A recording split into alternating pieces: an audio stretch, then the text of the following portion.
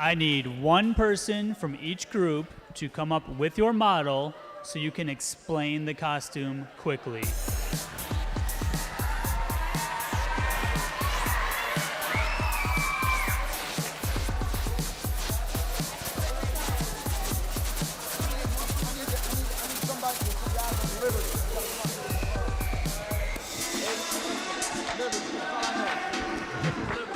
We need an athlete from Liberty to come and get his card.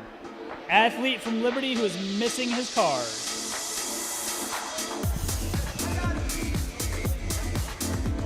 All right, everybody with their group. I swear to God, if I have more than 18 people up here, I'm deducting points from your group. Hey, I'm calling you up by number. Call them up by number.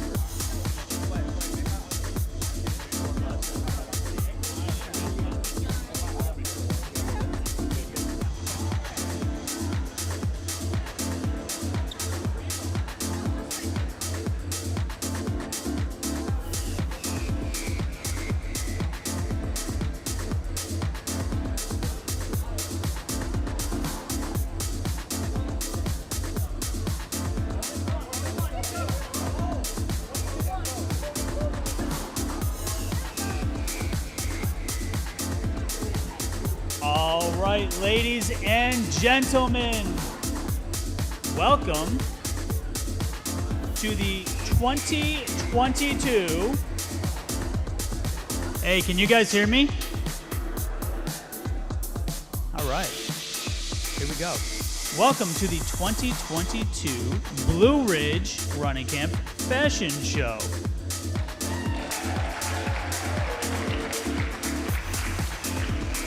To kick us off, Group 1. All right. Give us, hey, if they can't hear the explanation, you're going to lose. Give us a 10-second explanation of the costume. It is very economically efficient. It's very short. It is working for every gender. As you can see, the longer crop top works for both males and females. And we have a special wand right here. It's Will Smith's hammer. Thank you.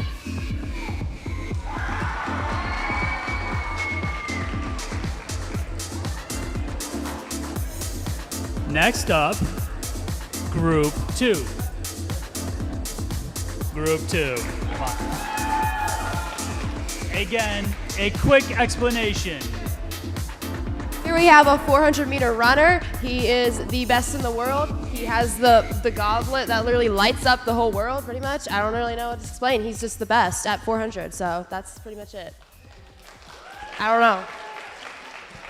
Thank you. Moving on, Group 3.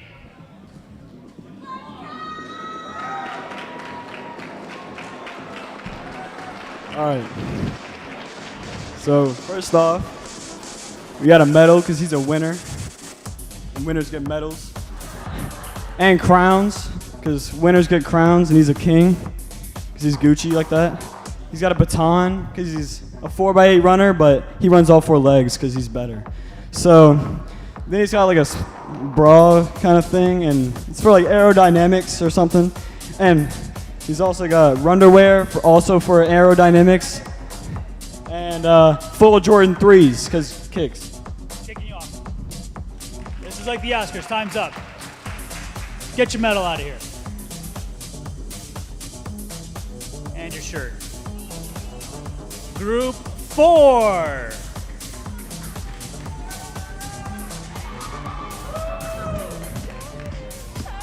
Cut the music. Harry, cut the music. Okay, this is the Nike Summer Special. The tinfoil converts sunlight into energy, and it goes into his body via the tube in his head, which also connotes good running posture. Also, it's very aerodynamic. And the mustache, where's the mustache? It's somewhere. The mustache is because you need to look good to feel good, and that's it. Thank you, Group 4. Get your mustache out of here. You'll grow one eventually. Group 5.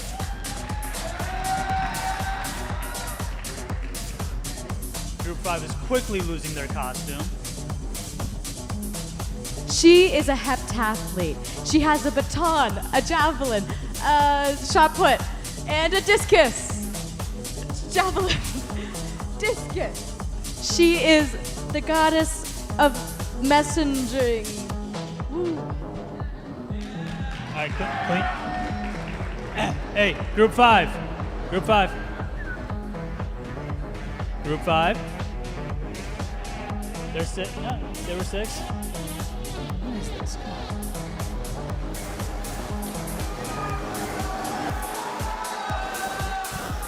Are you not entertained? This man coming from hot and sexy with the big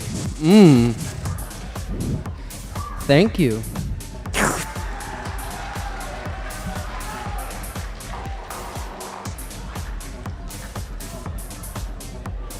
Group 7.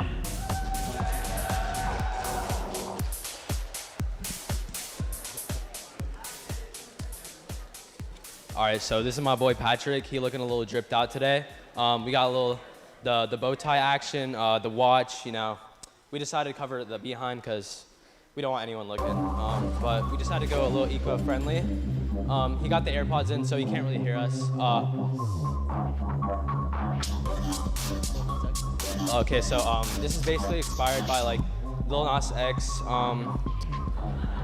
That's basically it.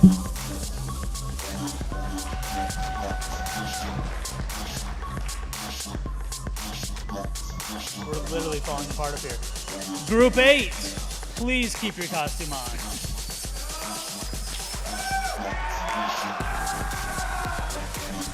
Okay, so we all know about the heat wave that's going on. So we've gone for a very lightweight, breathable, and aerodynamic costume. And as you can see, it can come apart, so that way we can lose weight and beat the competition. That's all I gotta say. We got a king, because we're winners.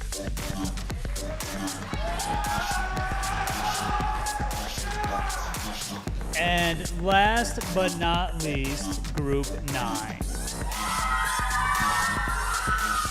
Our lovely Lady Moana is wearing her Nike environmentally friendly outfit. She's a runner. She's a track star, and she's #1 on the track and in your heart.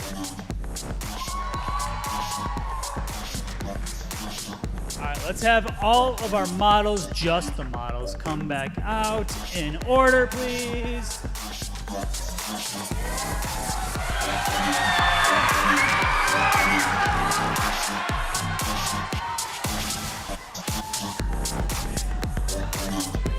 Take a good look, folks. These are the fashions you will see nowhere ever, for the love of God, I hope. Thank you. Get out of here. Go get some clothes on.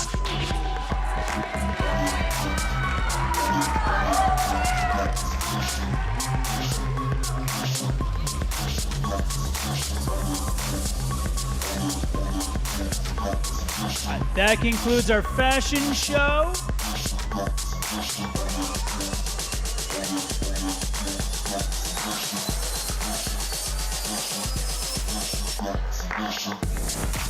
Matt.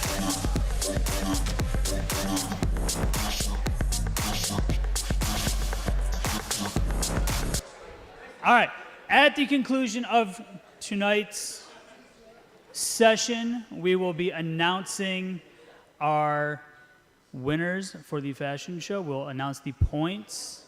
All right, you can see in front of you, we have 3 flags up here.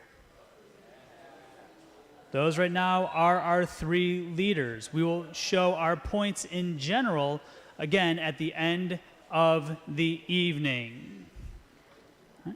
For now, I'm going to turn it back over to Coach Ireland, if he hasn't run away disgusted yet.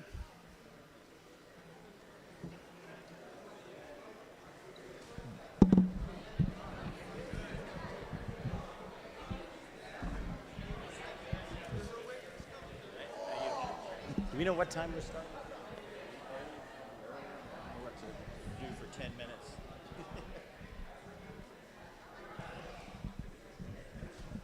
Matt, what time are we going to go with Eric? I say, what time are we going to start with Eric? All right. All right, a couple things. Nice job. What did everybody think of Reddish Knob today? Everybody?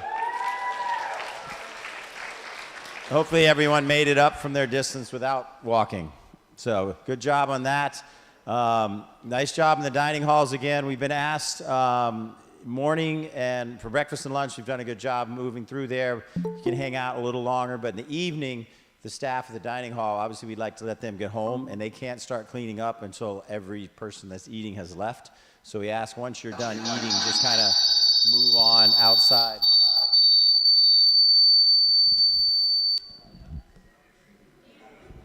We ask that you guys move on after you finish eating and, you know, kind of hang out with other people outside the dining hall so the dining hall staff can begin cleaning.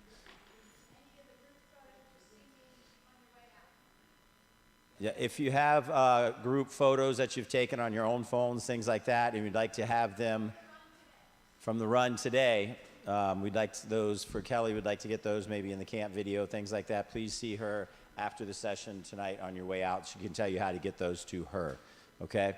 A couple of things. Hopefully you got your pizza orders in. Those are after the session tonight at 9:30. A couple of things different tomorrow. We'll go over this tomorrow a little bit too in the morning. But tomorrow morning, if you wake up and it's raining, or even if it's pretty wet, come by where everyone entered to register in University Commons. Come in that door and come in that first floor, stay down there, and you'll go into the gym where the basketball court is, and that's where we'll do our stretching before we go out and run. If you're not sure, come by there first. If we're not in there, someone will be there directing you to go to the track, okay? So we just want to be, it's easier to go there first than it is to go to the track and it's wet, then come all the way back to the gym. So go by the gym first. Now, if it's completely dry in the morning and it's not raining, then we go down to the track. If it starts raining, we deal with it then. But if it's actively raining and wet in the morning, just come to the gym. But we will run, okay? Tomorrow afternoon, we do not have a run. We have, hopefully, it's not supposed to thunder shower. We'll still have it if it's light rain, is the team challenge where we do we do the scavenger hunt, where you're running back and forth across campus. You get some running done. Okay, so we hope to still have that, but there's no afternoon run. So in the morning, make sure you decide how far you want to go. That's your only opportunity to run tomorrow is in the morning. Okay, so we're definitely going to get a run in on Wednesday morning. Okay, staff, anything else? Nothing new? All right.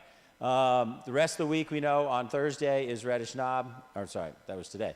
Thursday is Blue Hole.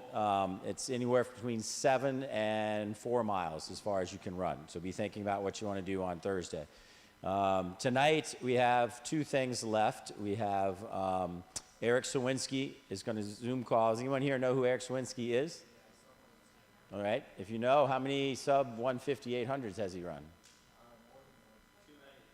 He has run over 200 sub 150s. I don't know if that's the world record or not, but they're making a big deal of it. It's a lot. Currently, he is the rabbit in the world that everyone goes to if you're looking to set a world record or you want to pace. He's making a good living running fast up front and rabbiting people. But he's going to join us tonight in a couple minutes via Zoom, has some things he wants to say, talking about his career, where he's come from, what he's been doing. He's been doing it a long time. And then after that, sticking with the idea of giving you guys some knowledge and some information to leave here with, we have a nutritionist, Bailey Jones. Some of you saw her today during the mini session.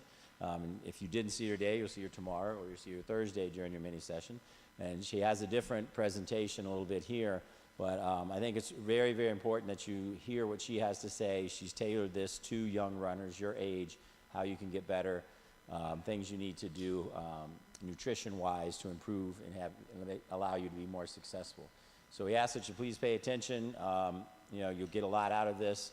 Hopefully everything works well with Eric. With the communication stuff, it can be hard. We got to be really quiet and be able to listen.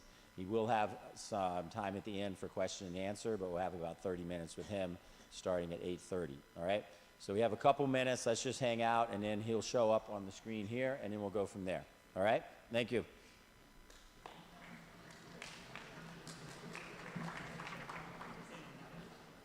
Oh. So he can see everybody. Potentially.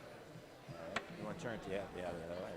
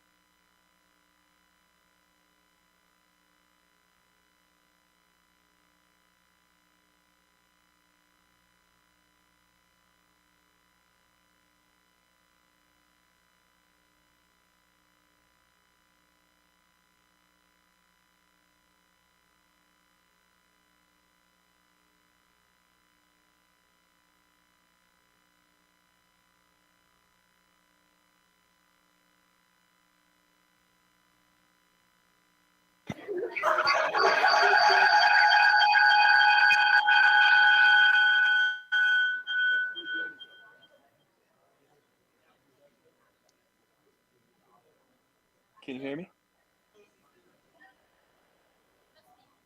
We got you. You got me?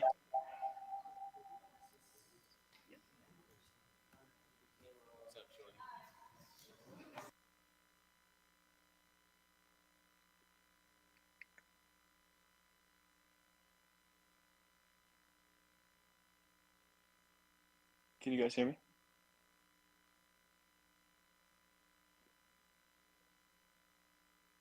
Give me a perfect. Just wanted to make sure I can't hear you guys. So, nice to meet you guys. My name's Eric Sawinski. I'm a professional 800-meter runner. I've been running professionally since I graduated from the University of Iowa in 2012. I'm excited to be able to share my journey I've had through the sport of track and field and cross country with you guys. And we will definitely have time, I'm sure you know, for a Q&A at the end. But if anyone before then, if there's anything I say you have any questions on or comments, don't feel free to stop me, and we can go from there. So yeah, so I grew up in a suburb of Milwaukee in Wisconsin, and I didn't really run hardly at all growing up. I was a soccer player, baseball player, basketball player, and my freshman year of high school, I was on the freshman soccer team and had played pretty well, and went on to sophomore year thinking, hey, you know, I'd get a shot at the varsity soccer team. And the coach told me I was too small to play varsity soccer. I was this 5'2", 90-pound kid. So I had a lot of friends on the cross country team, and I decided to go out for cross country. So that was kind of my introduction to running that kind of took me on this journey. My first cross country race, I ran 23 minutes for 5K, which was you know, kind of a shocker to me, and I kind of wanted to give it up on the spot. But I'm definitely glad that it's something that I stuck with, and you know, put my nose to the ground and worked pretty hard. I was able to end up my senior year of high school being the state champion from Wisconsin in the 800 meters back in 2008. So that was a pretty big thing for me. The year prior, I had broken my ankle. I'd only run maybe 159 for 800, and was getting looked at by a couple of local D3 schools, and I was pretty content to, you know, go D3 for college and you know, explore running through that. But having run pretty well my senior year, I was given the option to walk on at University of Wisconsin, or I was offered a 10% scholarship to go to the University of Iowa. And I ended up taking that small scholarship, moved to Iowa City, away from my family, away from my friends for the first time, and enrolled at the University of Iowa in 2009. So that was definitely a big shock to me. You know, the college lifestyle, being away from my family for the first time. I remember before actual track practice started my freshman year, we were weightlifting 3 times a week, and I had never weightlifted in my life. So I show up to weight training the first day, and seeing all these guys who had lifted all throughout high school, you know, doing these movements and lifts that I'd never seen. I actually had to lift with a broomstick for probably my first 2 or 3 months that I was, you know, on the team.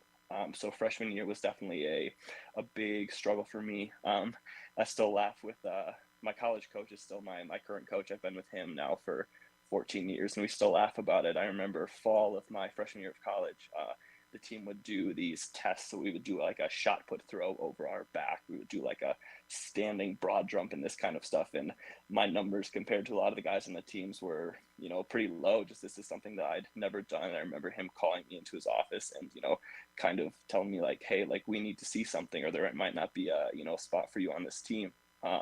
Which was, you know, kind of shocking being told as a freshman in college through that. But yeah, you know, I worked hard. My freshman year, I think I ran 151 for the 800, which was a couple of second improvement from high school. You know, I ended up improving every single year from my freshman to my senior year, and I was the NCAA runner-up as a senior. In the 800 meters, I ran 145.9. And honestly, at that point, I thought I was done with track. I mean, I, you know, was pretty happy with what I had accomplished throughout my career. But I was planning on going to med school, so I was taking the MCAT and a couple tests to do that. And my coach, who was actually a professional 400-meter hurdler for like 12 years, kind of nudged me and was like, "Hey, I think that this is something that, you know, we should explore and try to, you know, see where this can take you." So yeah, I graduated in 2012, and going into 2013, I had no sponsorship. I didn't have any agent. I didn't have anything. I still laugh with some people. After I graduated being runner-up, I emailed USA Track and Field's entire list of track and field agents, and not a single one responded to me. Nobody wanted to work with me. So I got a job at the local running store. I was working, 40 hours a week my first year out of college, just trying to, give myself a chance to be successful in the sport. And I had my breakthrough my first year out indoors. I'd gone overseas and run a couple of pretty good races, and came back and was getting, prepped to run the U.S. Indoor Championships. And I'd done a really hard workout on the track. I remembered it was a Wednesday. We ran a bunch of, 400s, 600s, a couple 1200s. and I got a call after I'd finished that a lane had opened up for the Milrose Games in the 600, which is, you know, kind of my sweet spot for an event. I'd always been pretty good at the 400 and pretty good at the 800, but 600 for me is kind of where I've had a lot of successful races, and it was kind of billed as this, you know, a duel between Nick Simmons and Dwayne Solomon, who were both Olympic finalists the year prior, and you know, I ended up beating both of them, set the American record in the 600, wearing a singlet of my local running store. So that was kind of where I was able to, you know, kind of take off in the professional track and field world, and yeah, so I've been doing that since 2013. So this is my 10th year as a pro. I have won 3 U.S. indoor championships. I was the world bronze indoor medalist in 2016. And a kind of cool fact, earlier this year, I ran under 150 for the 800 for my 200th time in my career, which I don't think too many people can say they've run 200 800s, let alone 200 under 150. So that's just kind of a background on, you know, my journey from, you know, starting as this 5'2", 90-pound kid as a freshman in high school who was told that, you know, he was too small to play soccer, that, you know, picked up running and have kind of, you know, made this a pretty cool journey since then. And one of the things I do get asked by a lot of people is like, hey, like, if you were sitting in your shoes as, you know, a freshman, sophomore in high school, like, what are a couple things that you would, you know, tell yourself that could help you, you know, going forward? And I think the first thing that I tell them is to, you know, always focus on the little things. I think that, you know, people kind of forget to do these things, but for me, it's been huge. I have the same little routine that I do before bed every single night, you know, foam rolling, a little bit of stretching, and I haven't missed more than 2 days of running in a row since my freshman year of high school due to any sort of injury. And obviously there's a little bit of luck that goes into that, but I think that honestly, like, being consistent with that kind of routine, it really does, you know, pay off if you do that long term. You know, obviously, like, getting good sleep and focusing on your diet, I think people don't realize just, you know, just the kind of, you know, effect that could have on you long term, like, not just thinking maybe going into the next season, but thinking, you know, hey, year after year, if I can do this consistently, that I'm really going to see some big changes. And yeah, like being consistent, you know, being consistent when you go on the track and just giving it your all every single day, whether it's, you know, practice, whether it's a race, like, that the more that you develop those habits and do them, you know, day after week after month, that, like, for me, and I think that it's shown through a lot of people who've been successful in, you know, track and field and cross country and running, that, you know, it really is just a bunch of building blocks. And the more that you do things consistently, that those building blocks are really just going to propel you to, you know, be able to achieve things that maybe you didn't think you could do. And the biggest thing for me, I tell people, is that track and field and running is supposed to be fun. I won't lie to you, I get nervous every single time that I step on the line to race. But I think it's you can use those nerves for good. I mean, you have to realize that, hey, like, I'm doing this because I enjoy it, not because I'm being forced into it. And having that kind of energy, I think, can really, really be a good thing if you're able to, you know, utilize that. So that's something I've tried to work on throughout my entire career. I mean, I used to get so nervous when I would go to a race in high school, and I almost freaked myself out. And, you know, I had a couple coaches that kind of worked with me in that. And just said, hey, like, it's not a bad thing to be nervous when you step to the line for, you know, a big race, but, you know, you can use those nerves to kind of propel you. And I think that that's been something I've been really successful in, that's helped me to do that. So for me, I think, you know, whether it's running in track and field, if it's cross country, if it's a different career that you want to pursue, I think it's important to, you know, realize that everyone is going to take a different path, and there's no, like, super linear way that you know, someone needs to go from A to B. Like, you could see for me, I mean, I had struggles, you know, from high school into college, you know, not knowing if I was even going to be on a team, and, you know, have kind of had many ups and downs throughout my career, and been able to, you know, turn that into a 10+ year professional track and field career into something that, you know, I've been able to, you know, travel the world. I've been to so many awesome places and met so many cool people, that I think that if you find something that you really enjoy and that you want to do, you know, take the risk and just go for it. I think that there's nothing wrong with a little bit of failure, but I think that if you're consistent in following what you want to do, that at the end of the day, like, it always does find a way to work. You know, I've kind of had that struggle even the last couple of years. I've been, you know, unsponsored again for the second time in my career, but you know, you kind of have to just figure out a way to make it work if it's something that you want to do. And at the end of the day, like, if you're happy doing it, then that's all that matters.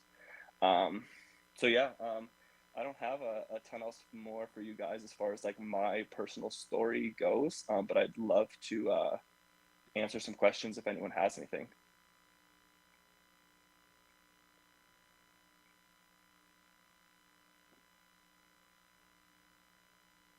I cannot hear you guys, just so you know.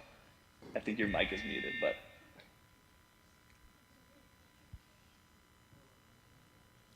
If you could go back time.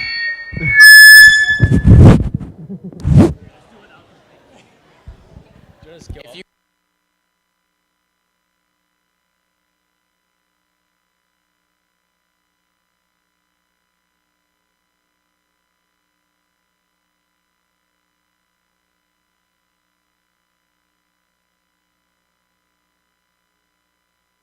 honestly, I probably would have. I mean, I probably would have stuck with soccer. Just that was something I'd always done growing up. I'd been pretty successful in it. But not to say that maybe track and field and running wouldn't have found me at a later time. I mean, two of my best friends in the sport that I've known for a long time. Kaz Loxam was a soccer player growing up through high school. He ended up getting a scholarship to go to Penn State.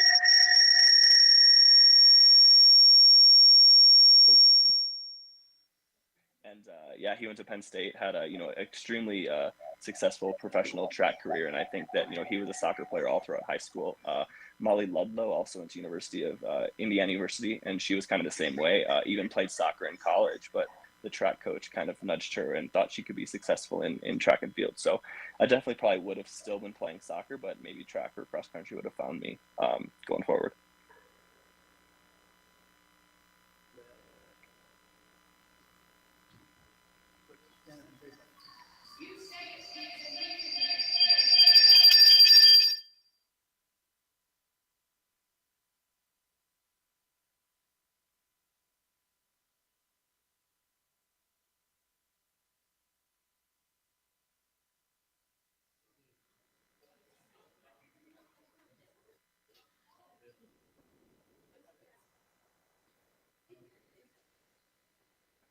What sacrifices did you have?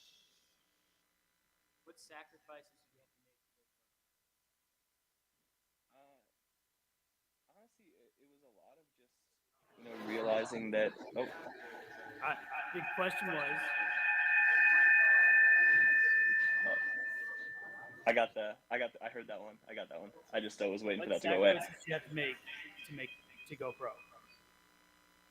Yeah, for me, it was honestly just a lot of, small lifestyle things I had to do. I mean, I had no sort of sponsorship, no anything coming out of college. So I was living with, four other guys who had just graduated college. But honestly, it was just me putting, everything I had into the sport and making sure that I was doing, everything that I could on and off the track in order to be successful, because I knew if I wasn't giving it 100%, that there was no way I was going to be successful. So yeah, I mean, it was honestly just the little things. I was going to bed early. I was making sure I was eating well. I was making sure that I was able to work and support myself, and making sure that I had a job that could accommodate being able to go to practice in the weight room every day of the week. So I've been super fortunate to have a lot of great people around me. I think that is also really important in running and track and field. Is a lot of my teammates from high school and college are still some of my best friends, and a lot of the reason that I've been able to be in the sport for as long as I have. So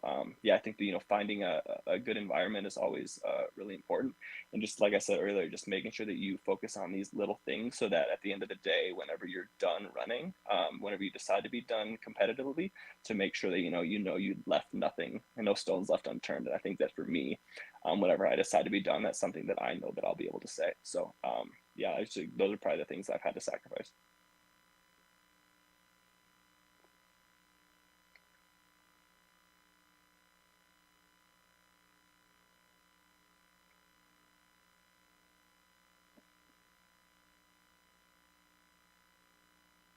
more on the timers and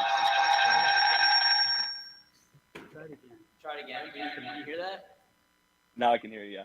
The mic is off. That's awesome. I was just curious about your time as a runner not being sponsored. How have you been able to make the ends meet? Has pacing been a big part of your income? I'm just curious about that.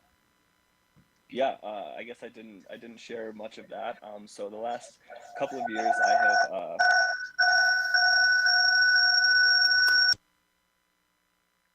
the last couple of years I've been pacing a lot of races, and that kind of came out of nowhere. So after the COVID year, a lot of these shoe companies cut a lot of their athletes. Just the revenue wasn't there, and I happened to be one of those athletes. And so I had done a race out in New York City, had run pretty well, and got a call that one of the Diamond Leagues needed a pacer for the 1500. That was going to be the day after I raced in New York. So I raced on a Friday, got up Saturday morning, flew over to the UK, and ended up pacing that same day in the 1500. And did a pretty good job. And now I've been asked to do a lot of that, and for me, it's been huge. Being able to use these pacing jobs to pay for a lot of my own racing trips has been big. So being non-sponsored, especially a lot of these competitions in the US, I'm paying my entire way to fly and my hotel and everything. So yeah, the pacing jobs, I definitely enjoy that, because I've had a lot of guys in my career that have paced me and done some great jobs, and some of my best performances have been a credit to them. So it's definitely exciting being able to pace some of these other world class 800, 1500 runners. But it's definitely been probably the biggest contributing factor in why I'm still able to be competitive myself on the track and not strictly pacing.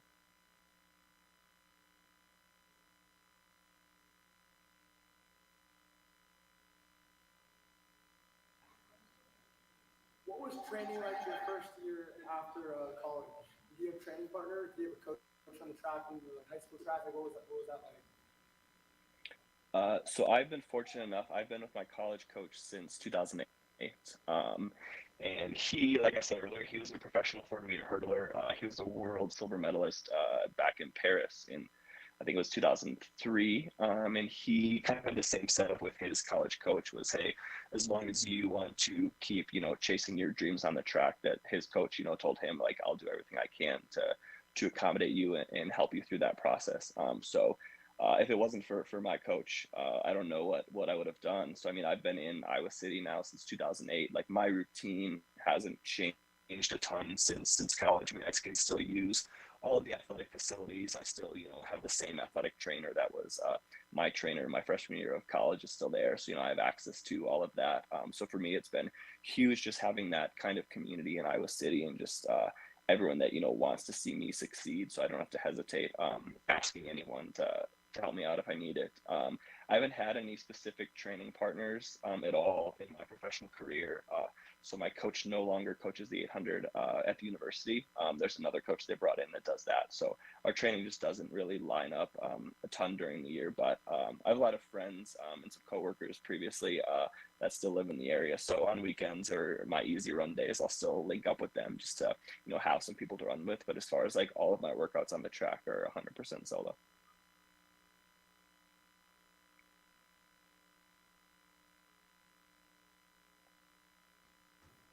What are you looking at for mileage as like a professional, 400 to 800 runner? Because that varies a lot between person to person. So elaborate. Yeah. So in high school, I was pretty low mileage. I think, my first couple years of high school, I was maybe, 10, 15 miles a week, even in cross country, just because it's not something, I had done previously. So I kind of increased that throughout my high school and, college, even into professional career. I think through college, I was probably maybe like mid 30s average for mileage. We have a lot of emphasis on speed, maybe compared to some other 800 meter runners. So starting my off-season training usually starts in October after I'm done racing, kind of mid-September, and we have a dedicated speed day. Every week from the first week of training. But I've kind of gradually increased that. I would say now as a pro in my off season, like kind of the build-up phase, which is usually October through maybe the beginning of January, I'll probably get up to like maybe like 60 miles a week. There's a couple years where I like touched 70, and it just kind of some of my other aspects of my training kind of suffered, so we pulled that back. So I'd say maybe off season at average, 50, 55, and then during the track season, if I have maybe one race a week, we're probably talking 40 miles. If I have multiple races a week, it could be as low as probably like 20 or 25. Just kind of depends on the schedule. My longest runs I do is probably like, 10 or 11 miles is my long run, pretty consistently. So.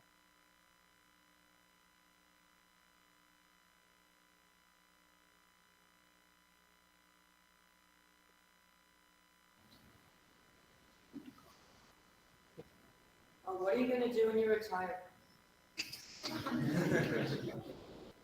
No, that's a good question. I've had that a good amount recently. I don't know 100%. So I have been fortunate enough. I have coached a high school team for the past 6 or 7 years, which has been awesome to be able to do that. And I think that I've learned a lot about myself as an athlete, kind of helping other athletes through their their journeys, which has been awesome. I definitely want to do something in sports and hopefully track and field for sure. But I don't know if that'll be, coaching or, maybe working for a shoe company in sports marketing or something like that. So definitely something in sports I would like to do, but I don't have a set path 100%. Hopefully I've got a couple more years before I need to figure that out, but we'll see.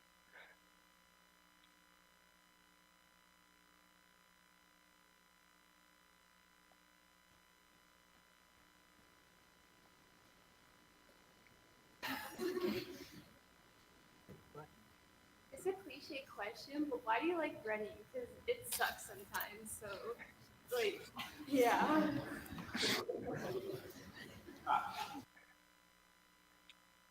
I think we can all definitely agree that running does suck sometimes. I'm not going to dispute that. For me, honestly, I love to compete. And that's the biggest thing for me, is knowing that the training I need to do to be successful in these competitions is something that, that I have to do. For me, I've probably raced more than any 800 guy in the US has over the past decade. And for me, that's just, what I love to do. And that's why I know if I have to go out on a 10 or 11 mile long run, which is something that I don't normally, really enjoy to do, I just have to realize that, like, hey, these are the building blocks that I need to put in place to be, successful in these competitions that really matter at the end of the year. So for me, like the training, it can definitely be a grind. But I think that, definitely, having short-term and long-term goals along the way is something that's been big for me. Just kind of, making sure we have these benchmarks during training to realize that, hey, like, what matters is these competitions at the end of the year, but realizing that, hey, the work needs to be done throughout the year to be successful for those.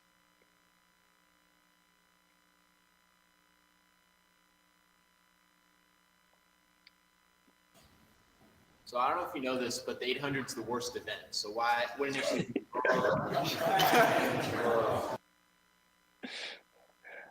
So the 800 kind of chose me. I didn't choose the 800. When I first went out for track my sophomore year of high school, they tried to make me a 300-meter hurdler. And I will tell you, I do not have the flexibility to be a hurdler. So that got vetoed pretty quick. So we kind of toyed around with some of the events, and the 400, 800, I was pretty successful at from the get-go. I do remember one meet, I'd run pretty well in a 400, and coach came up to me after the meet and was like, hey, do you want to run the 2 next week? And I was thinking, like, hey, like, yeah, the 200, that'll be awesome. Let's see how fast I am. And I get to the meet, and I'm entered in the 2 mile against the defending state champ in the 2 mile. And it ended up getting lapped in that. So I think we realized then that, the 2 mile is too far for me. So we just kind of stuck with the 400, 800 from then on out. And yeah, it's worked out well for me.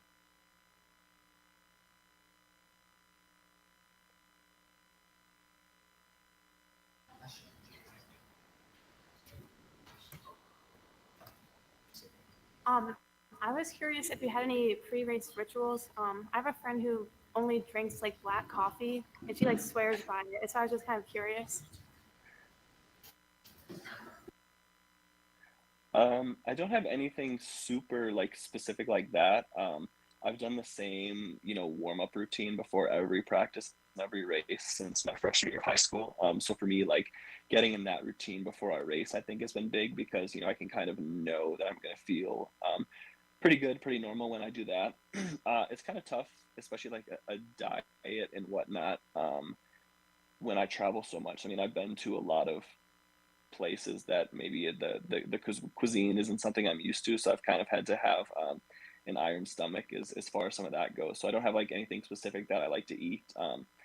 I ran a race in Tokyo back in 2015, and I wasn't really feeling the food for lunch, so I had a couple of McDonald's double cheeseburgers the afternoon before the race, just because I knew that that was something like I needed fuel and I needed to, you know, find something that was familiar. So for me, nothing really specific as far as like eating or drinking, just because some of these places I don't know what that's going to be like. But for me, like more of like a pre-race routine and warm up, I think that that's been the biggest thing for me, just to be consistent in that. It just kind of gets me in the right mindset, and I know that, you know, once I get through this routine, that you know, it doesn't matter what time zone I'm in, what time of day it's going to be, that I'm going to feel pretty good when I toe the line. So that's probably been the biggest consistent thing for me throughout my entire career.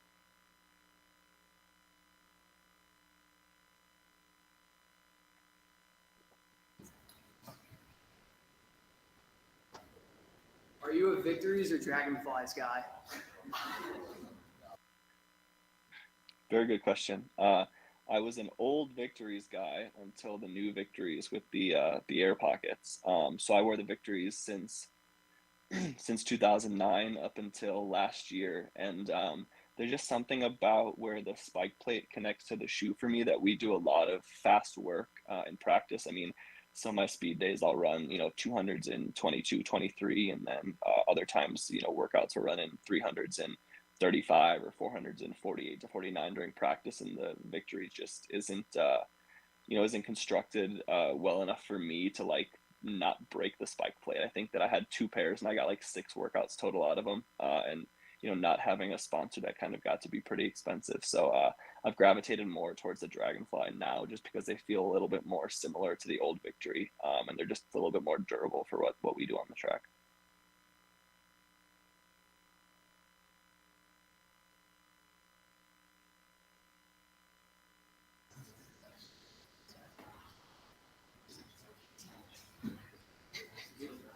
Make sure he sees you.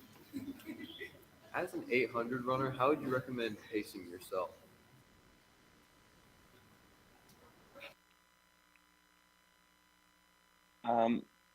You know, for me, I've often goes out pretty hard in the 800. I think honestly, it's just kind of, you know, doing different race strategies a couple times early in the year to see, you know, what works for you. I mean, even in high school, I was going out in, you know, 53 seconds for an 800, just because I knew that I was pretty quick and that was going to be, you know, the best way that I could be successful in the race. But I think that, you know, for, you know, the average runner the high school peak kids that I work with, I think that it's, you know, realizing what your strengths are and just kind of planning your race around that. So if you're someone, you know, who's pretty strong and has a, you know, a pretty good kick, you know, maybe you don't get so fast off the line to make sure you've got a little bit left in the tank. And I think that, you know, playing around with some different race strategies, especially early in the year, is never a bad thing to kind of figure out what works for you, especially because, you know, no 2 races are the same. And that's something that I kind of pride myself on is, you know, it doesn't matter if a race goes out in, you know, 49 seconds or if a race goes out in 55 seconds, that, you know, I've been, you know, in all of these situations, and that, you know I'm going to be able to give myself a chance to win the race, just because, you know, we've, you know, toyed around with all of these different strategies and figured out like, hey, if it goes out like this is how I need to pace myself to be successful. So I think that's just a lot of like, that'll come with time and experience. But like I said early in the year, like, don't be afraid to, you know, play around with it and test yourself a little bit, because you might surprise yourself.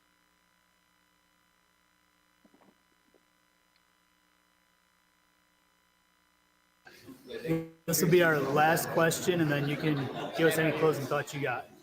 Perfect. Since the 800 is the best event, which part of the 800 would you say is most important? Like, is it the start or is it the final stretch when you kick? I would say it's neither of those. And a lot of people don't think about this, but if you see a lot of the most successful 800 meter runners, especially over the past decade, if you look at like a David Rudisha or even the last few, you know, world champions, a lot of these guys from 400 to 600, it's whoever, you know, is able to run, you know, pretty quick from 400 to 600 and still be comfortable throughout the end, are the guys that have been the most successful. So, you know, I would definitely, if you're into that kind of thing, go back and look at some of these championship races and look at how fast a lot of these people are running from 400 to 600, when, you know, a lot of people might try and back off so they save something for the end. generally in 800, like people are going to try to find that gear at the end. So, using a little bit more energy from 4 to 600 has definitely paid off for a lot of people. And for me, that's been something that I've tried to work on throughout my careers, put myself in a better position, going from 400 to, 6 or 700 so that I'm not having to, try and make any moves and weaving in and out of people, the last 100.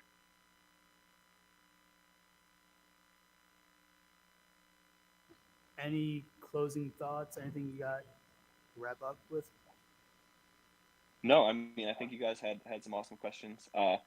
Hopefully maybe next year I'll be able to, be in person at the camp and, participate in some of that stuff. And I think the biggest thing for me is that, whether it's, Twitter, Instagram, anything, I'm at eSawinski on there, and I'm always happy to answer any questions, anything running on and off the track, because I think that, just trying to help people and be successful in what they want to do is something that I, really take a big passion in. So if anyone ever has, any questions about, anything related to track or not, don't hesitate to reach out, because I'm always happy to answer any questions. So hope you guys have a great West 2 week at camp, and it's been awesome talking to you guys.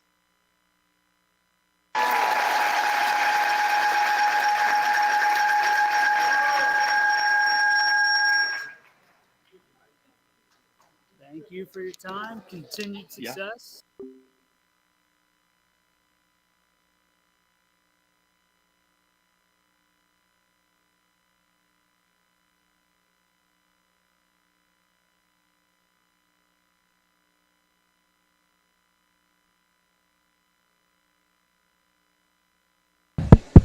Hello.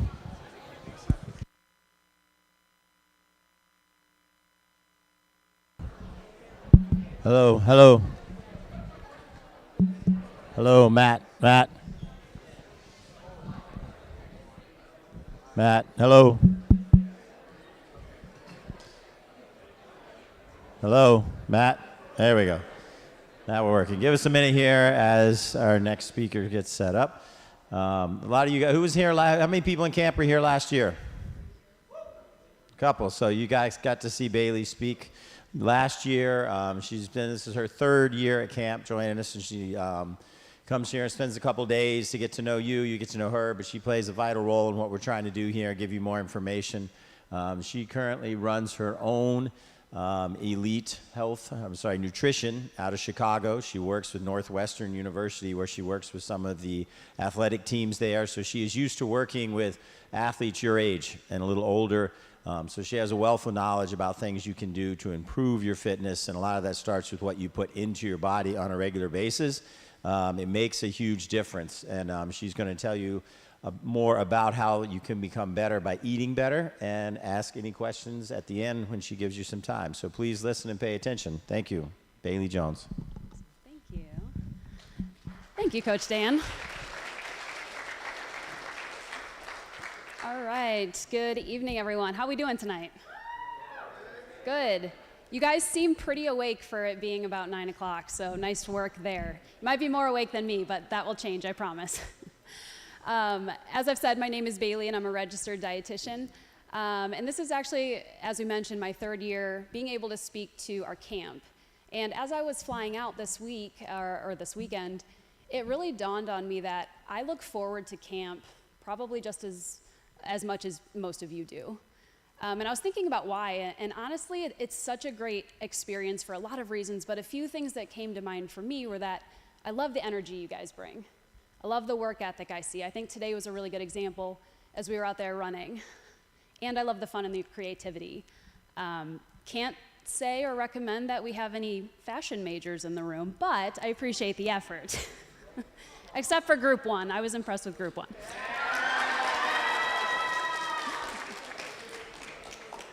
All right, hey, for those of you who are maybe a little bit OCD like me and like a schedule, this is what we're going to be talking about for the next 45 minutes or so.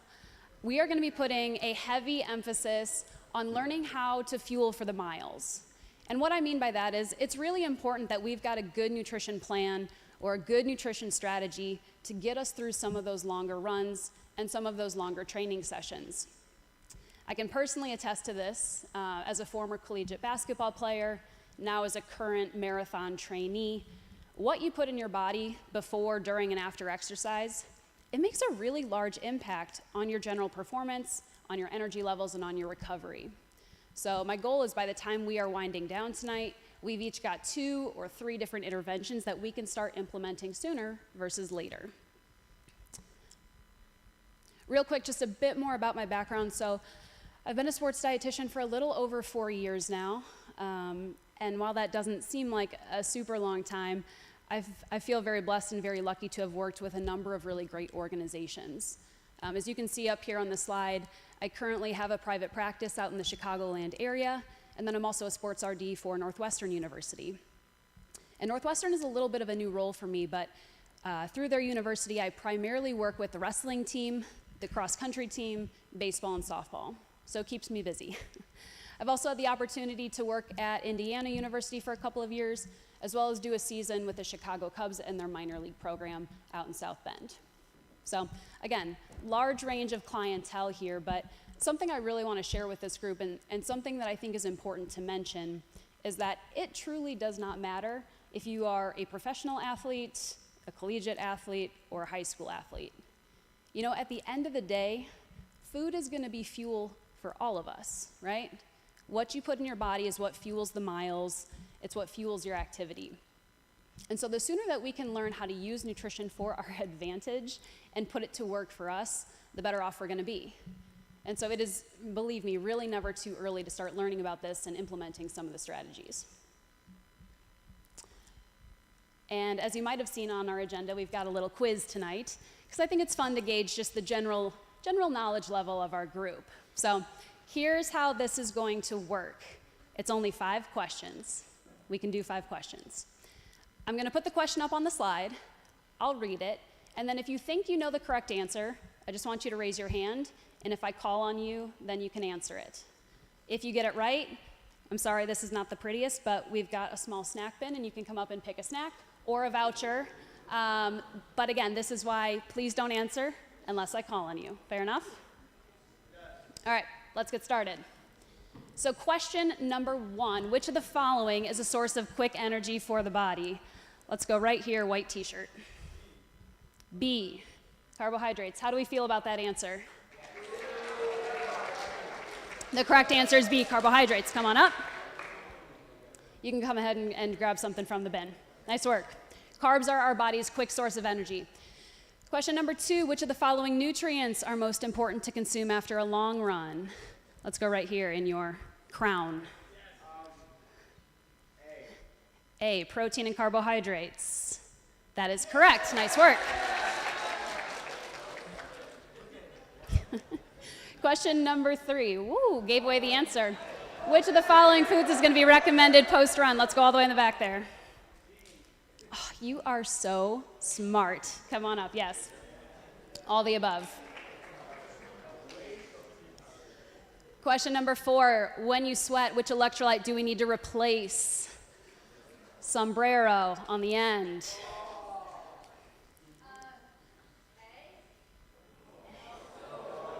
No, that is not the correct answer. Let's go blue shirt in the end. C. How do we feel about that answer? Yes, the correct answer is C. Nice job. All right, last question for the evening. Water makes up approximately what percentage of muscle tissue? You got a lot of people voting for you. Go ahead. What percentage? A. That is correct. Nice job. All right. Nice job, guys. That was pretty good. All right, so I hope this has served as a good preview to what we'll be chatting about tonight. And I'm glad we've got a good baseline of nutrition knowledge. So let's go ahead and start taking things just a couple of steps further. And I'm going to need your attention. Thank you. All right. So first topic that we want to dive into tonight is really learning and understanding, hopefully, how to put together a solid pregame meal or pregame routine. Right? We just heard our last speaker talk about sometimes there's going to be variation, but really having and sticking to a solid pattern or routine can help improve performance and also just give us a little bit of ease of mind going into a run. So typically where I like to start is not even with the information on this slide. I would ask you, a client or an athlete, to start thinking about what their goals are for the training session or for the run. Maybe your goal has something to do with reaching a particular distance. Maybe it has to do with pace. Odds are it probably has to do with both, right? That is the nature of cross country. So once you start thinking about those goals, your next step is to figure out, all right, I know what I want to accomplish. How am I going to support that goal? How am I going to reach that goal? And how is nutrition possibly going to play a role? Well, a few different people may have a few different answers, but I like to start by evaluating 3 things with my pre-game meal or my pre-run meal, and that is timing, that is nutrient content, and that is hydration. That's where I like to start. And so let's look at the timing piece for a minute, right? If you want to have a really productive pre-run meal, I would recommend you time your meals 2 to 4 hours before you actually run. That is the number, or that is the range that we see in research that basically is the sweet spot for a lot of athletes, right? It gives your body enough time to actually digest the food, but then it cause too much time to go by where you're gonna burn through the energy that the meal provides. How many of you feel pretty confident and comfortable using that 2 to 4 hour time range? A pretty good number of you. Does anyone feel like this is not enough time to digest a meal? I run into this a lot with my distance runners. They like to eat about 6 hours before they run, right? So, okay, now I'm seeing a couple of head nods, yes. So, sometimes this can be really challenging, but again, I want to emphasize this point because timing that meal is going to be really important from an energy availability standpoint. You don't want too much time to go by where you're no longer able to access or quickly access the energy that the food provides. So if this is an area of struggle for you, or if you feel like this is a challenge, I would challenge you and encourage you to use the summer to start practicing this timeline. The worst thing you could do is go into the first race of cross-country season and try to eat your meal 2 hours before, having never done it before, right? So this will take practice, but well worth it in the end. All right, area number 2 that we need to look at is preparing a nutrient-dense plate. So if you guys were here last year, you probably saw this plate model. I'm pretty sure that I used it. And I really like it because I think it gives a great example of how you can build a productive and a nutrient-dense plate. So I'll just highlight a couple of items on it. First and foremost, what you'll notice is that if you're building a plate that looks like this picture, we are aiming for 50% of our meal or 50% of our plate to be carbohydrate-based. What did we just learn about carbohydrates? What do they do? Yes, they're our body's primary energy source. Your body breaks them down quickly and efficiently, and it goes towards ATP production. So you actually want the majority of that meal to be rooted in a carb-based food. So, carb-based foods, right? What are our options? We've got bread, potatoes, rice, pasta, oats, cereal. I don't know about you, but those are all my favorite foods, so this is good news for me. Now, are carbs the only food group that we want to include? No, ideally not. Ideally, we also want to include a lean source of protein, and this is going to help promote muscle recovery just throughout the day. So good options that you could use to fill about 25% of your plate would be foods like chicken, beef, fish. You could use eggs. If you are a vegetarian or vegan, you could use a plant-based source of protein, something like tofu, beans, peanut butter. Those would work as well. And then finally, we've got the color piece, right? You'll notice that this plate has some color on it, and that's good. We want to make sure we're using the opportunity to include a fruit, a vegetable, or both. Does anyone remember from last year one of the benefits of the fruits and the vegetables? There's a lot, but does anyone remember one? Go ahead. Yes, absolutely. They reduce inflammation, right? Your fruits and veggies have your vitamins, your minerals, and your antioxidants. So it will help provide energy and it will help reduce inflammation. Excellent. All right, our last note on the slide before we move on. I mentioned hydration being important, correct? And this one is tricky because most of us have different fluid needs. But a general recommendation is that within those 2 to 4 hours before you're running, we do want to try to put down at least 16 to 20-ish ounces of water. And so you can drink that with your meal. You could also just sip on it leading up to race time or leading up to your run. But that would be a good starting point for a lot of people. Go ahead.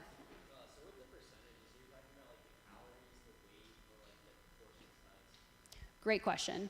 You could either use it with calories, but since most of us do not count calories, I would just use it with portion sizes. And so that's kind of, again, where the benefit of a plate model is. It's giving you enough guidance without being too nitpicky. I usually would not use it for weight necessarily because that's not a very feasible measurement for most high school students. Yes, right here. Great question. It actually can be. So if you're going to be running for longer than like 60 to 90 minutes, then carb loading is absolutely effective. If your event or if your training session is not going longer than an hour, there's not a lot of great evidence that it's helpful. But still having carb-rich foods is going to be important. Proper carb loading is having anywhere from 10 to 12 grams of carbs per kilogram of body weight. And that's more than most people would normally eat. So, good question. What I want to show you next are just a couple of examples. These are plates that real athletes have sent me, just pictures of their food. And I think that these are pretty good examples of pre-game meals. And you'll notice that they all look different, right? Not one plate is the same. But you can start to pick up on some of the themes that I showed you from the last picture, right? Each food or each plate has a carbohydrate, whether it's pasta, bread, crackers, rice. Each plate has a protein, and each plate has some type of color, either a fruit or a vegetable. Now, we've got a pretty tight time window, right? 2 to 4 hours. And so within that time, there are also some foods that we're gonna want to avoid. Not necessarily because they are healthy or unhealthy, but because due to digestion, we want to be conscious of them. So the two categories that mainly come to mind would be your high-fat foods and your high-fiber foods. Let's look at high-fat foods first. Again, I certainly don't have a problem with dietary fat. In fact, we need it. But in those 2 to 4 hours before we run, we may want to avoid things like full-fat dairy or cream-based products. We'll definitely want to avoid any fried food. And we'll probably also want to avoid things like Italian or highly marbled cuts of meat. All right? Primary reason that we're going to be mindful of our fat content is because fat takes a long time to digest. And we don't want you to run around feeling like you've got a rock in your stomach because you are still working on digesting your meal. So these would be foods to consider adding in moderation in another part of your day, but hopefully not within those 2 to 4 hours before the run. Similarly, we've got our high fiber foods. Now you might be thinking most of the foods on that list are pretty healthy, right? Fruits, vegetables, nuts, seeds, beans, legumes, high fiber cereals. Those are technically very healthy foods. But what do we know about fiber? Fiber also takes a very long time to digest, and it can cause a lot of indigestion if you are trying to exercise, right? Cramping, bloating, gas, diarrhea, all those fun things. So do yourself a favor and try to limit the foods on this list. Not forever, but within that 2 to 4 hour window. Does that make sense? Okay.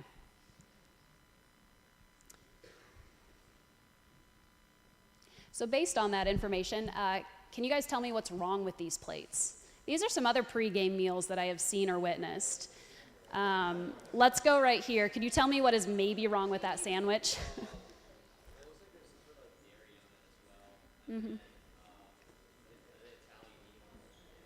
Yep.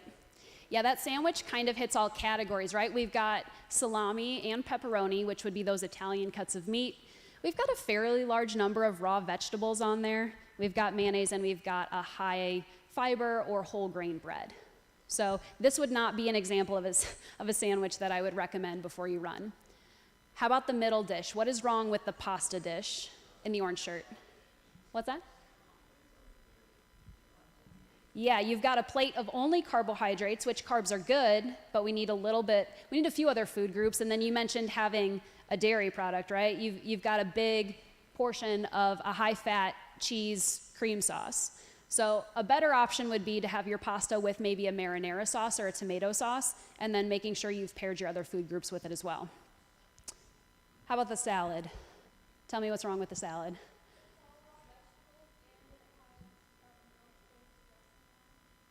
Yep, you've got one big plate of fiber, and I love that it's colorful, but that's probably not the most beneficial meal right before we run. So good. Any questions on these plates before we move on?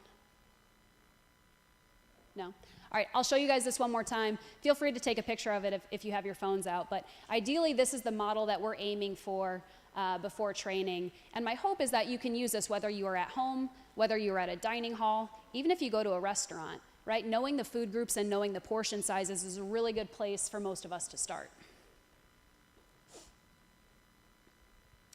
And so what I want you to do now, take 60 seconds and turn to a partner or turn to someone sitting next to you, and I want you to discuss what your normal pre-run meal would look like. And do you think you'll be making any changes?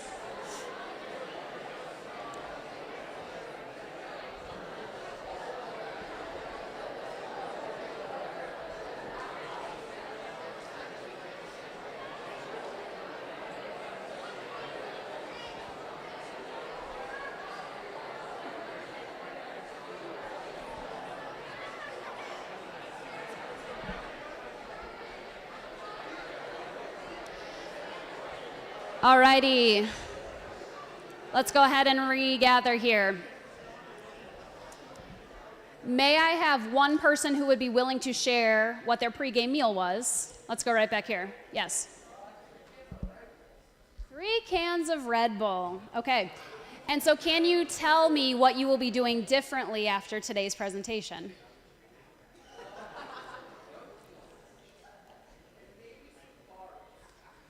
That would be a starting point. Do you have a particular example that might sound good or that you might want to try?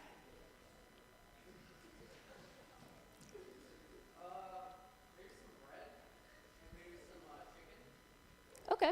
What are you going to do with bread and chicken? I like that idea. Maybe we could throw some lettuce and tomato on there.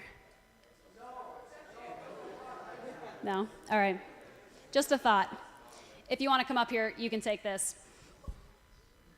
And thank you for giving us an example. Anyone else have one more that they want to share? Go ahead, gray shirt. I think it's gray. It looks gray up here. Yeah, here. Go ahead. Oatmeal.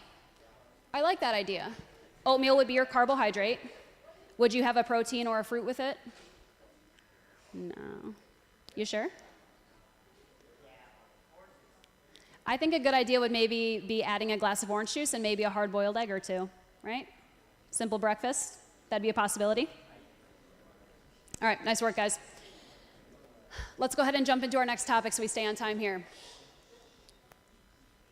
So we've got our pregame or our pre-run meal established, but we are not done yet. It's actually recommended that we try and include a small pre-run snack as well, just to help top off our energy stores. So when we are looking at the research, what we see is that ideally, our endurance athletes are eating anywhere from 30 to 60 grams of carbs 30 to 60 minutes before they run. And so all the foods that you see up here on this list, these are generally pretty good examples of foods that runners might want to choose. And you can see that there's a pretty wide variety, right? We've got fresh fruit, we've got fruit snacks, we've got the traditional gels and chews that kind of appeal to endurance athletes. But then we've also got some more of the basic foods, right, that like you and I would have around the house. Things like cereal or pretzels or granola bars. All of these options work really well, and I would encourage you to figure out what works best for you. I know personally, I don't love the really sweet things, so the gels and the chews are out, but pretzels seem to work really well, and so does applesauce. So that's what I personally like to use for some of those pre-run snacks. But again, everyone is a little different. And I think a big important point here is that when we look around, we are primarily working and competing with high school students. And that poses a couple of challenges because how many of you are doing the grocery shopping and the cooking for all of your meals and snacks? Maybe a handful of you. Which if you do, seriously, kudos to you. But a lot of us are probably pretty reliant on our parents, right, for our meals and for our groceries. So I say this because when it comes to snacks, this is a really good opportunity for you all to begin to take ownership and start working on nutrition on a more personal level, right? You are all capable of packing a snack, making sure you bring it to practice, and making sure you eat it on time. That's not your coach's job, it's not your mom's job. This is something that I feel pretty confident most of you are capable of doing. So if you're wondering where you should even start with this whole thing, pre-run snacks is a pretty good option. And that actually leads us into mid-running fuel.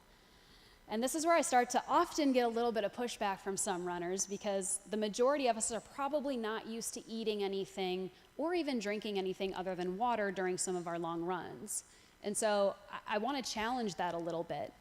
We've got really good research that indicates if you're going to be training or running or exercising at a high intensity for longer than an hour, it is a really good idea to do a bit of refueling along the way, right? And specifically what we're looking for, we want to make sure we've got a blend of 3 specific nutrients, primarily. Fluids, electrolytes, and carbohydrates. And so fluids is the first one on my list, and I'll say this again because, again, it is very individualized and it can be hard to measure or hard to estimate, but most people would benefit from anywhere from 16 to 24 ounces of water per hour of exercise. You will see that number go up and down depending on the individual, but again, that is a good starting place for most people. Also, we want to make sure that we're pairing that with electrolytes, right? We mentioned sodium in our little quiz earlier, and athletes lose anywhere from 250 milligrams of sodium all the way up to 2,000 milligrams of sodium per liter of sweat, and that is a lot. I've got a couple slides on hydration that will go into that a bit more, but most athletes I recommend should be aiming anywhere from 500 to 700 milligrams of sodium per hour of exercise. You guys know how much sodium is in like a 16-ounce Gatorade? Little more than that. It's between the 150 and 250 range, kind of depending on which one you get. But even traditional Gatorade, which maybe some of us do use, is not going to be enough to hit that 500 to 700 mark. So a lot of endurance athletes for the long runs need to find a separate electrolyte supplement. And then finally, we've got our carb. Finally, we've got our carb piece here too. Remember, we started off the run hopefully with 30 to 60 grams of carbs. We want to continue doing that for every hour of exercise. And we had a question right here. Yep. So if you are looking at the bottom row, specifically the bottom right-hand row, you're going to see things like Gatorade Endurance. You're going to see Noon Tabs. Scratch Labs is a personal favorite one of mine. These are all products that you can use to help increase your electrolyte intake. And let me reiterate as well, this is not necessarily needed for every run. These are your long runs. These are your runs extending really beyond an hour. You know, if it's a casual Sunday and you go out and do a 25-minute shakeout run, this is going to be irrelevant. These are for your Saturdays when you're doing your 8 or 10 or 12 miles, however many it may be. Do we have any questions? Yes. There's no Red Bull on my list.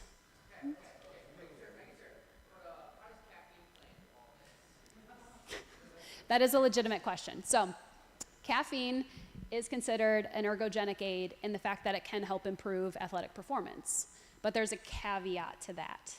Caffeine does not actually provide calories. Caffeine works because it's a stimulant. It works on your central nervous system and it makes you feel alert.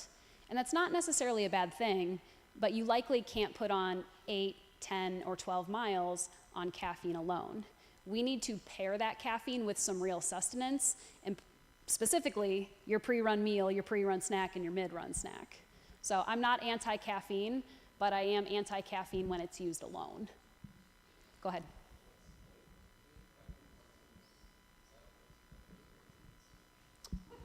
Oh, the thing in the middle, it's just dried fruit, like raisins, craisins, apricots. Yeah. Do we have other questions about the mid-run fuel? Yeah, go ahead.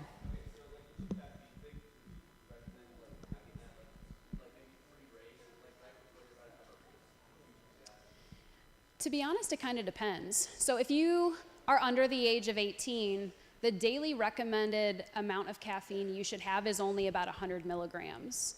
You really should not be exceeding that amount if you are under the age of 18. So if you want to have a cup of coffee, typically that's really all you can have to meet that criteria. So I have no problem with that, but I wouldn't go beyond it. So that, using that criteria, most pre-workouts are not going to be acceptable.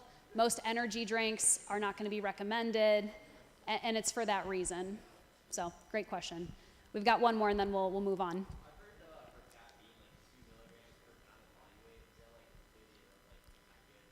No, so that is the recommendation for adult athletes. So when you're over the age of 18, that beneficial dose that you are theoretically looking for is 2 to 3 milligrams per kilogram. So that can be achieved through Whole Foods or a certified supplement. But again, if you're not over the age of 18, I don't go about recommending it because it just exceeds what is really acceptable for somebody's age. One more question, yes?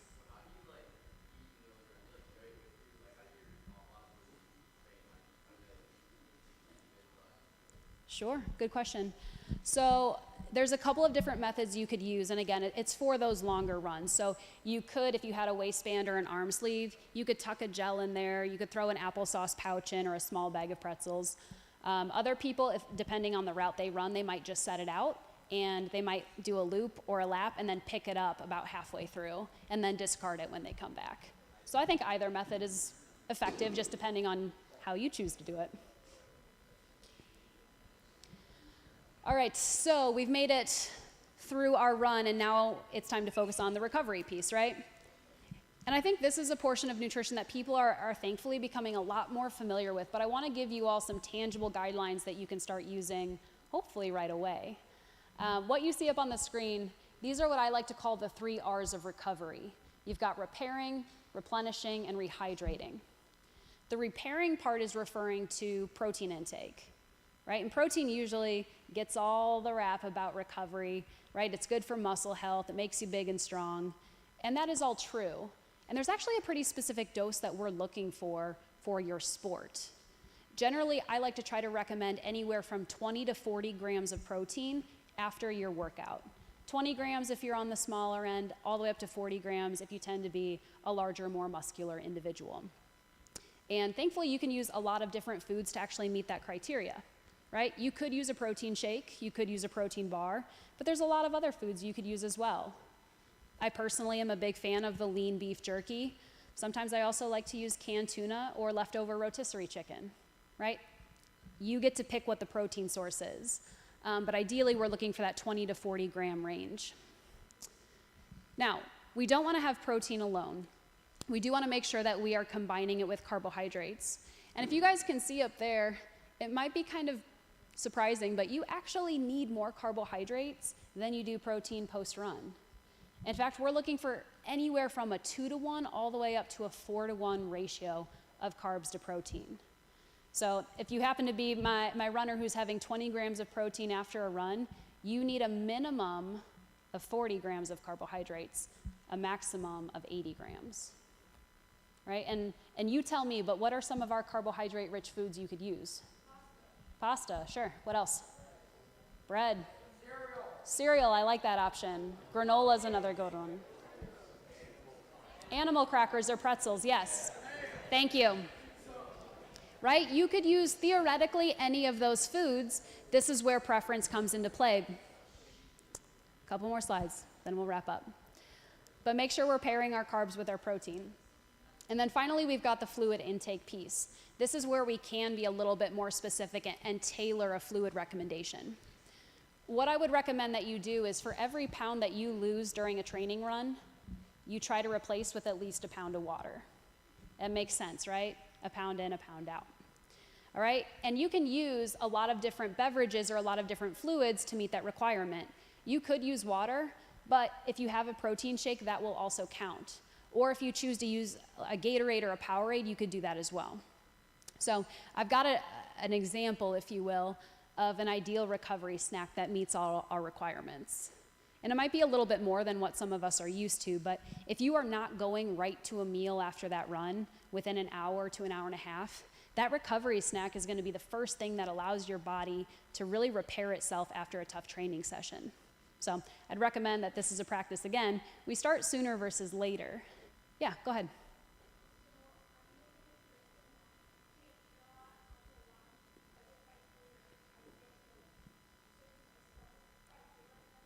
Sure. Yeah, no, that's a great question. And I find that true for a lot of sports. If you've had a really high intensity exercise, that suppresses appetite, right? Food doesn't even sound good, right, when you finish. So typically you've got a full hour where you can take advantage of that recovery window. So there's no problem with waiting 30 or 45 minutes to have a snack like this. And if you still feel like you're struggling with that actual hunger or desire to eat, then I would start with just liquid calories. Liquids are a lot easier to get down than solids, and so it can help you start to build up a tolerance to a recovery snack if you just start with liquids. So shakes, smoothies, sports drinks, those would all be good places to start.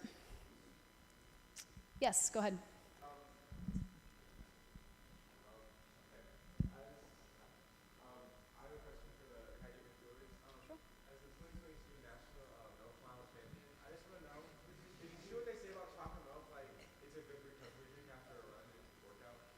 Yes, it is 100% true. And I'll tell you why really quickly. I mentioned that ratio, right? What ratio are we looking for? Yes, 2 to 1 to 4 to 1. Chocolate milk, without doing anything else to it, naturally has a 2 to 1 ratio. So you get your carbs and your protein when you drink chocolate milk. So it's kind of a bonus, right? Good question. What I want you to do next, again, 60 seconds, no more, but start talking about recovery nutrition with a teammate. Discuss a couple of options you could use this season.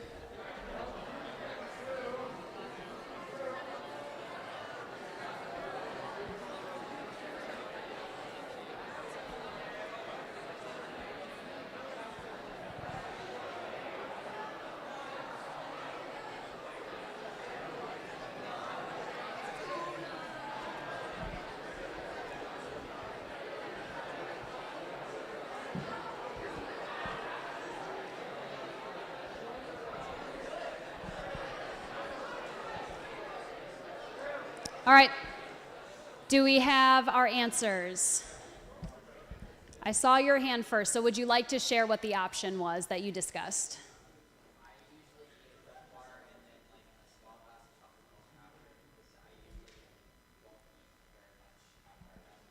Okay, I like that idea. In fact, both of the foods you just mentioned, the Cliff Bar and the chocolate milk, they're one of those combination foods. It contains carbs and protein. So you're hitting both categories with both foods. This is yours. You can come up and grab it. Anyone else want to share? I saw your hand first. Go ahead. Goldfish was the best. Is goldfish your protein or your carb? Okay, so how are we going to make that a complete recovery snack?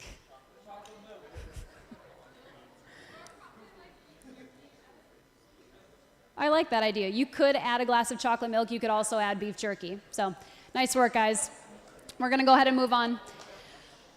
This is going to be our last topic for the evening, and then we're going to open it up for a few questions. But I do want to speak just a little bit more on hydration because, let's be honest, no pre-run, mid-run, recovery run talk would be appropriate without fluids. So I showed you all this slide last year. It might look familiar, but fluids have so many important roles in the body. In fact, it's really hard to just put 5 functions of water up on this slide. But I exhibited a lot of self-control. You're welcome. So a couple of reasons we want to pay attention to fluids. We know that it's important for thermoregulation, right? Thermoregulation is how your body actually manages its temperature. And so when you are hydrated, you can sweat properly, you can cool yourself down. We also know that fluid is going to help transport nutrients, it's going to help eliminate waste, and then it's going to be a really important factor in your muscle and in your joint health. What percentage of your muscles are made up of water? Yeah, about 75, right? And so this becomes really important because if you are dehydrated, your muscles are dehydrated. How does a dehydrated muscle perform? Poorly, right? You guys said it. A dehydrated muscle is not going to be as flexible, it's not going to be as malleable. You will not have as much speed, strength, or power output. So I encourage you guys to think about this because hydration comes down to habit, right? And just like anything, habits take a while to build up. But the more we can work on this, the better off we'll be. And primarily it's because our muscle function is going to improve. And this is even related to injury risk, which is really interesting. Several studies have come out recently that have shown when you are dehydrated, in fact, dehydrated by just 2%, that will decrease your athletic performance. It will specifically decrease speed and endurance, and then it can also increase your injury risk. So it's pretty impressive. Yes, go ahead.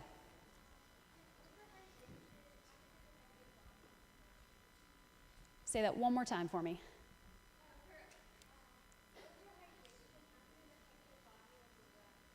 Great question. So overhydration. That can be a concern if you're drinking too much water. One of the big issues we see is just something we would casually call like water overload, and that can cause an electrolyte imbalance. And so just like not having enough water can be problematic, it can cause things like cramping or fatigue. Having too much water can actually cause the same thing. So it is important that we find the sweet spot, and we've got a few methods for that in just a minute. Depends on when you're drinking it. I wouldn't really want to chug chocolate milk during the middle of a run, so Gatorade would probably be best for that. Afterwards, I think it depends on what your goal is.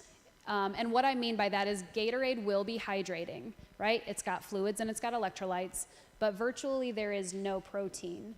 So Gatorade alone wouldn't be a great option, but Gatorade paired with a couple of other foods, maybe a bowl of cereal or maybe jerky and a granola bar, then you could use that appropriately. But at the end of the day, I'm not sure one is necessarily better than the other just because they're... You really want me to say which one's better, don't you? Let's not do that. Let's not do that. I'm going to go with I prefer chocolate milk, but that's just me. One more question, then we'll go ahead.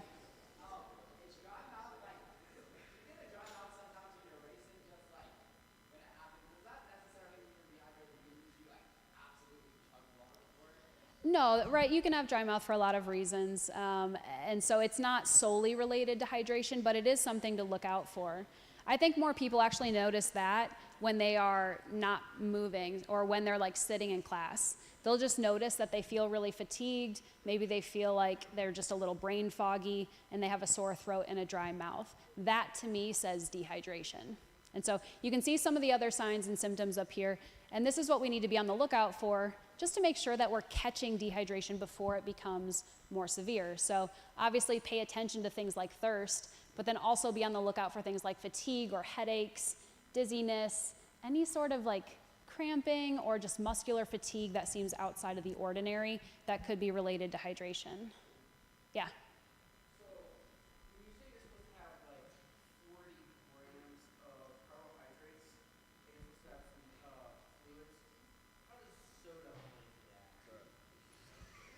That's a good question. Soda has a lot of carbs in it, right? It does, because there's a lot of sugar in there.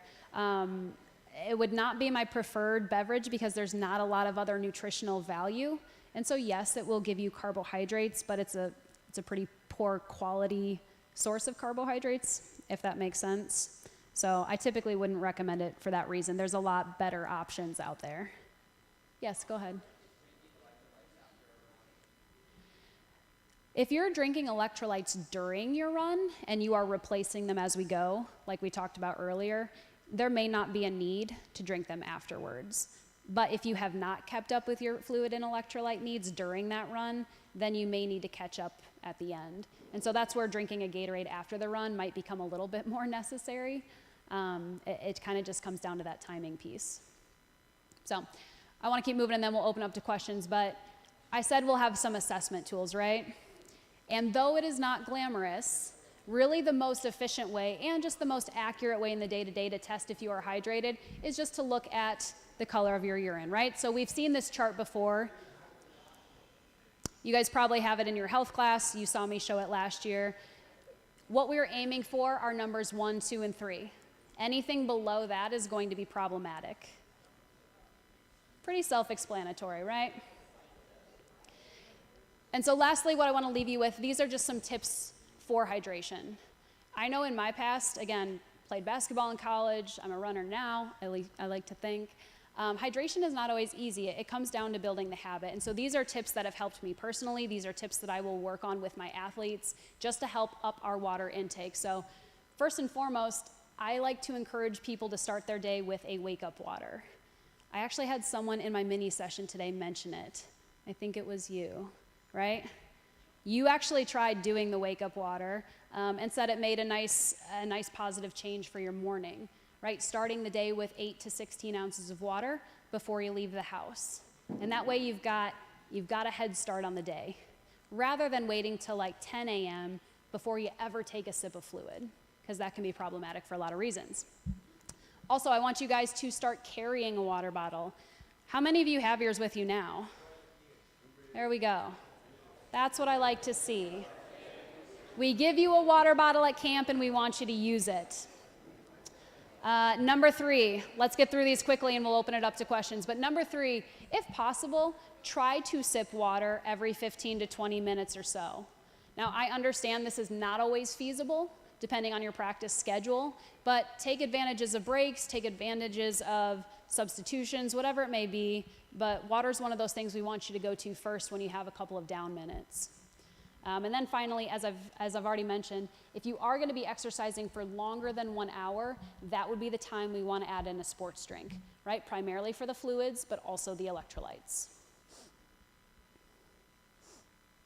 All right, so here are your review points. I'm going to leave these up, and I believe we have about 5 minutes for questions.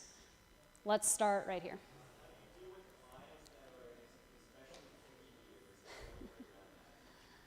You know what? It is honestly challenging because it takes quite a bit of creativity, but I do like to think that most of the recommendations we give, we can find foods that fit into the category. And sometimes we have individuals who are not picky eaters, but they might have dietary restrictions. So I think of, for example, gluten-free athletes. I just showed people 25 pictures of food that have gluten in it. And we might have to get creative and find gluten-free options that they can have before a run or during a run or after a run. So it certainly can be done. It is more challenging. And sometimes you might need to enlist the help of a professional if you feel like you're struggling to meet the recommendations within your preferences. Go ahead. My personal favorite. I really am a big fan of pretzels pre-run.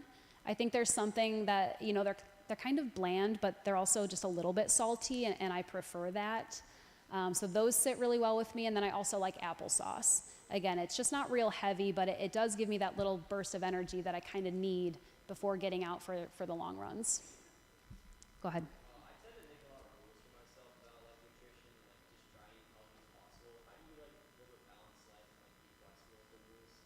Yeah. I think a lot of people do. And I think it stems from a really good place, right? Wanting to be great, wanting to set up goals and guidelines. And those are all good. And food is supposed to be our fuel, but food is also supposed to be fun sometimes. So a strategy, and maybe some of you are familiar with this, something that I try really hard to adopt for my own life is that 80-20 rule. And, you know, it's kind of simple in its nature, but I really do try 80% of the time to make sure that my food is hitting my goals. So my plate looks like the athlete plate. My snacks are in line with the categories that I just gave you. But 20% of the time, I am going to enjoy the foods that just simply taste good. Today's actually a really good example. I had 3 meals that were generally healthy and followed our guidelines. And then I really enjoyed a bowl of ice cream after dinner. That was my 20%. And so food, I really think can be functional, but you've also gotta find a way to keep it fun too. So 80-20 rule is kind of my go-to. But hey, I'm always open for more suggestions if somebody else has found a system that works. I'm curious, what have you tried in the past?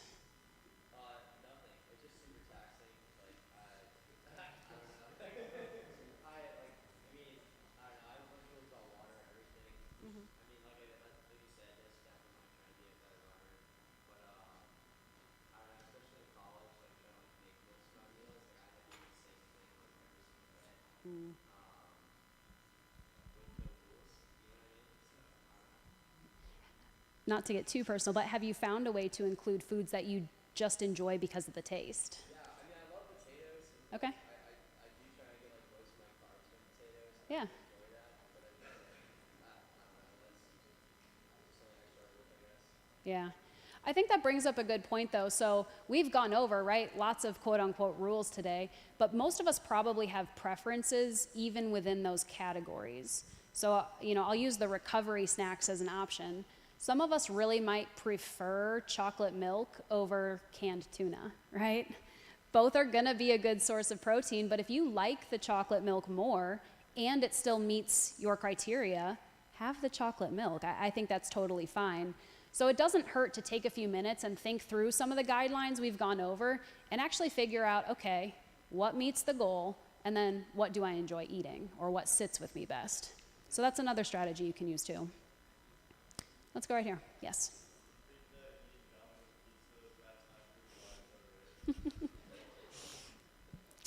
Yes. Maybe that's your 20%. I don't think we need a whole Domino's pizza, but I think enjoying a slice or two is perfectly acceptable. All right, let's do one more question, and then I'm going to wrap up. Go ahead.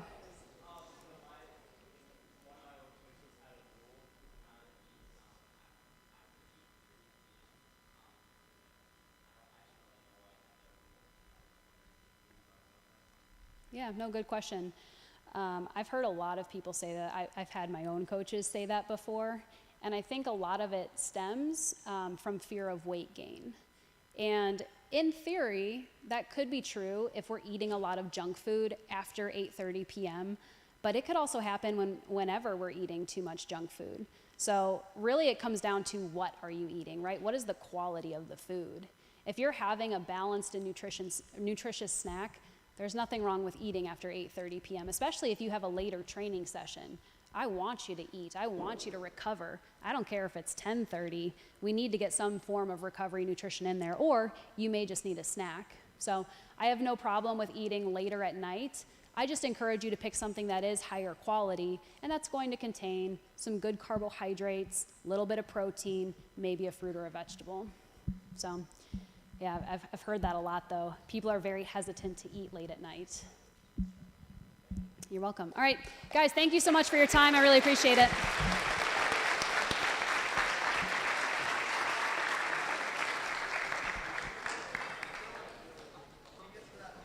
Oh, sorry, one more thing. One more thing, guys.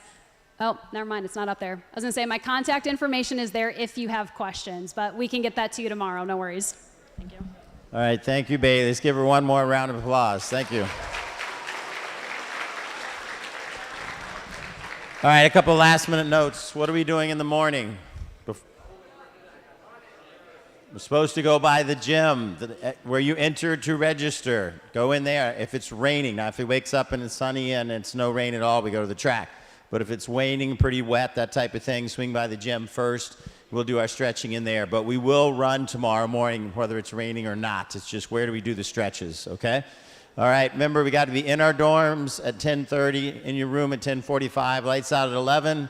If you ordered pizza, just meet outside the door here. All right, thank you. Oh, wait, hold on. We got announcements for the team challenge. Don't leave yet.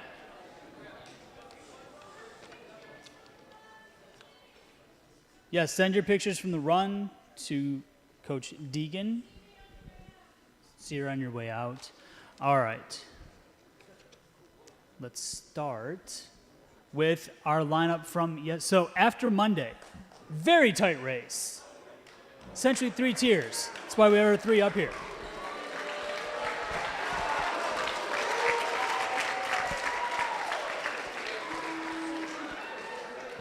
Which leads us to today's results. We will go from first down to last. You want me to go last to first? Fine, I'll go last first. Okay, so in last place in the fashion show, Group 7. 8th place, Group 6. 7th place, Group 2. 6th place, Group 8. 5th place, Group 5. 4th place, Group 5. Hold on. See, this is why I don't do this. This gets confusing. No, you can't see these results. This is highly confidential. 5th place is Group 3. Fourth place, Group 5. Third place, Group 9. Fourth place, Group 4. And the winners of the fashion show are Group 1. Now, settle, Colgan kids. Now, that's just the fashion show. That leads us to our tally for today. Mr. Walton, please. In first place, Colgan. Second place, Team 4. Third place, sorry, Looney Tunes, you're gone. Third place, we have Team 9. But as we can see, it's still a tight race for the most part. All right, tomorrow's challenge, again, weather permitting, hopefully, will be going on. So that's our team challenges. Last thing we have, our spirit, our dynamic duos, which we seem to have a problem counting to 2. Just something I noticed. Something I noticed. These are in no particular order, just the ones that we liked.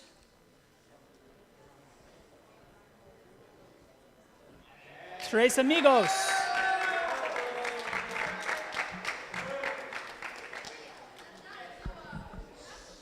You're right, they're not a duo, which is unfortunate because they only get 2 gift cards. So they get to fight. Pick one. Okay. On to our next one. Our Oregon runners.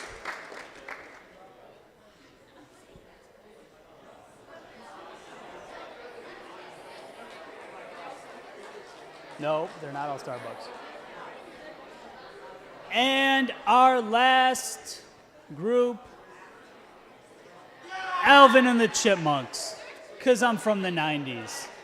So, you know, my childhood. There you go, ladies. Good job, everybody, today. Don't forget tomorrow. What is tomorrow's day?